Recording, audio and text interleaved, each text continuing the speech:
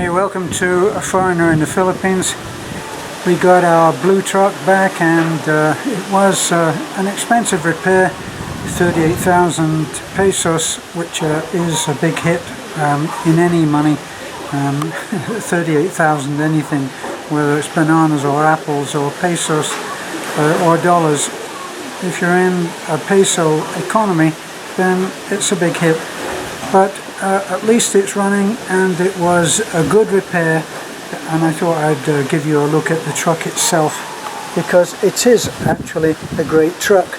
But we've had a lot of problems at various times, which have been made worse by the fact that it's difficult to get spares in Taliban. But the truck itself is a fine truck. We've had our problems, and I now see it's one of those things when you have a repair done, if they remove anything, then it doesn't go back quite the same in the Philippines. So this is one of the downsides. They've actually done a very good repair. The motor sounds really nice, and we were able to pick up some materials for a job that I want to do in our kitchen, well, in our non-existent kitchen at the moment. And we got some pieces of marble. This is not about the truck, of course, but we picked up these pieces of marble at Ambacon, and they were, let me see, I think that they were 5,400 each, which actually for a piece of marble is this is an 8 foot by 2 foot, so it's it was a cheap hit. This one was good. In fact, it may have been only 3,400, but really very nice. I'm very pleased with it. You can see here. It's just one of those things here in the Philippines that things are not quite uniform. Now, I only just noticed this now, that at this end, look, if you look at this measurement now, this is not the same as this, which will be a problem when you come to make them up. But here we've got it so that it's almost a full bull nose, but on this one it's got a sharp edge on there. Well, we'll have to make do. That's what we've got, and we'll work with that. But onto the truck itself, we had some repairs done. There was damage to the hinges, which they've actually welded those so that the tailgate is now working properly, and we were able to bring that material back. But you can see that the blue is actually out for some body work. This is the point of entry for when we pick up the kids. They get into the truck here. This is the point of entry, as I say. So it gets chipped no matter what you do. Haven't managed to find the there's a kind of a bullnose moulding that goes on top of this. We need it for the blue, and actually we need it for the Raptor too, but we haven't managed to find that yet. And you can see this is all from coming up from the road, and this here. But it will repair, and it will repaint. I actually bought a airless paint sprayer, and I'm expecting to do some work there. See here, these look like big heavy bumpers, but actually they're just made of plastic. What can you say? So little repairs that have got to be done there, and then paint. I did a lot of work on I did a lot of paint work when I was in the UK.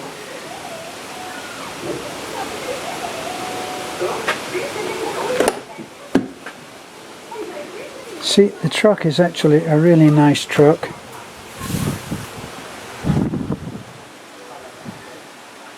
And now one of the things that is a drawback when you have work done in the Philippines, unless you go to the absolute top dealer where all of the staff are trained, then you're going to get things go wrong that they don't mention. Now obviously the engine in this is under this seat, so the seat comes up and goes back, and then it exposes the engine. So if you're doing any work on the engine, it's going to be inside, and then if you turn the engine over, this is what can happen, and it's what's happened here. You see it's got splatterings of oil, which they haven't mentioned, and which is a big disappointment. I'll have to clean that up. They having left that like that, I'm not going to trust them to clean it. It will probably end up like a bigger mess. I'll find out the way to do that properly, probably through YouTube, and I'll clean that off.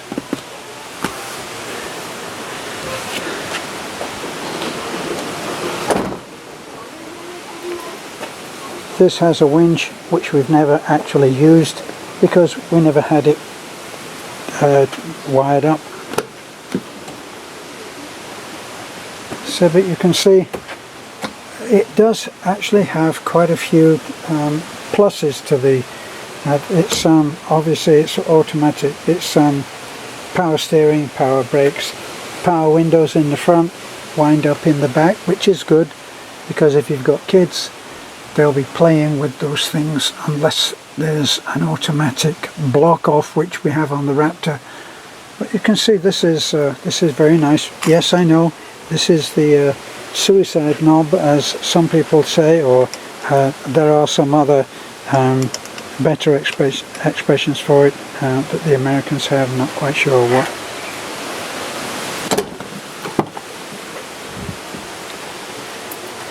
We did have these seat covers made, hoping that it would keep them in better condition, whether it has or not, because these seat covers actually look terrible to my mind. Now you can get a better look at that mess that's on the ceiling. What can we do? What can we say?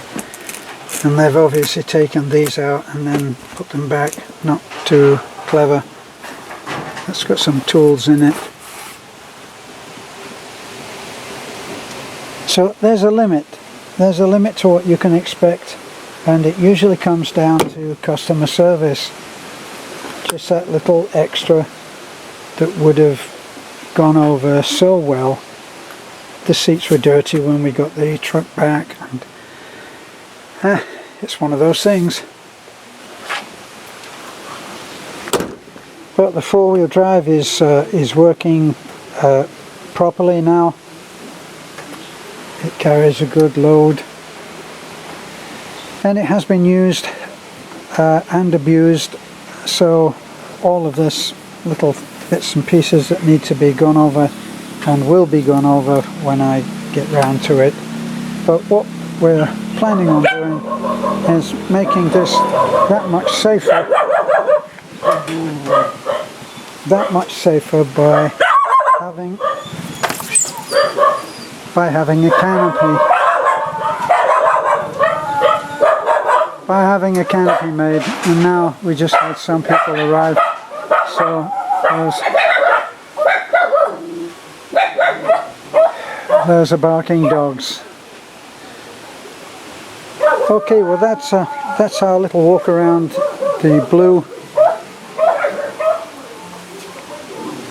Now you see what I mean about things not fitting quite back together. That's a small adjustment there, but they haven't done it, and so now it looks always as if the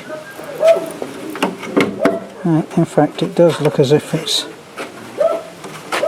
openable.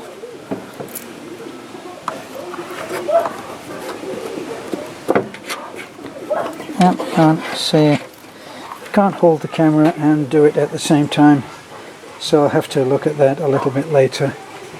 We don't want that flying up when we're driving along.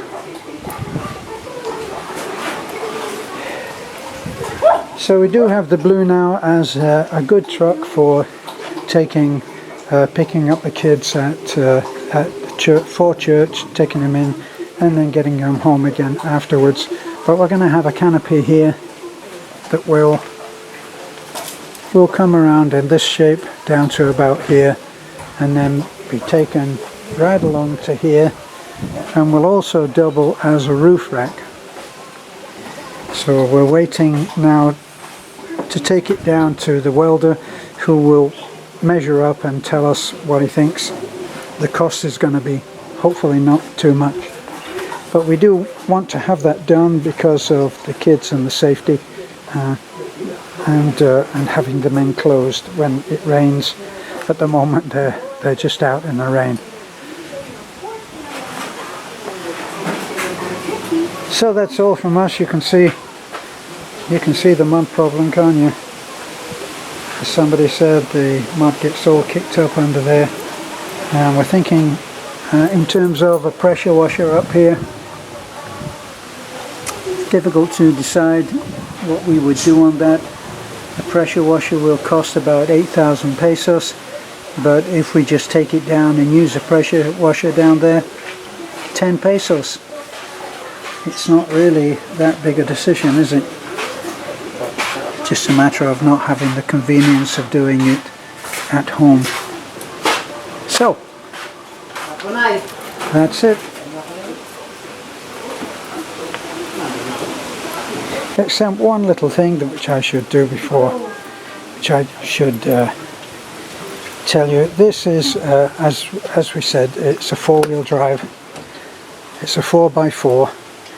There's the extra lever for the transfer case. Has 3 positions.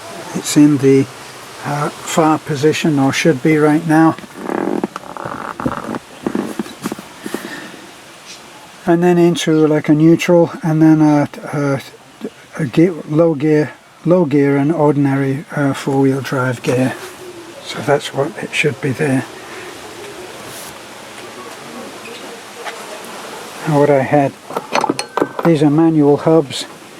What I had was this little tool, and this little tool is so that you can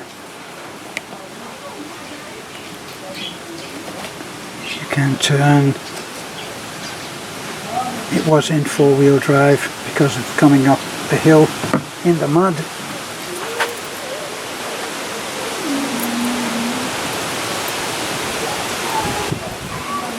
This is the only drag. You have to get out and you have to do that. See how that works. I have this little tool made up, 100 pesos, $2. Not bad. And that's what it takes to put it into 4-wheel drive. Okay, well, thanks for looking in. It's a foreigner in the Philippines. Bye for now. Bye.